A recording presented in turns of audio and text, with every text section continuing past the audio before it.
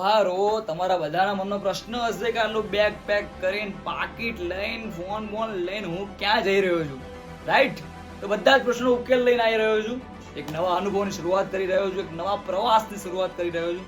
અને પ્રવાસનું નામ છે પ્રેઝન્ટિંગ રોહનદાસ લો બજેટ ભારત દર્શન. સાચું સાંભળી રહ્યા છો. એક 30 દેશનું ચેલેન્જ લઈ રહ્યો છું કે 30 દેશની મારી ટ્રીપ છે, જે હું આખા ભારતના મેન પ્લેસીસ કવર કરીશ, મંદિરો કવર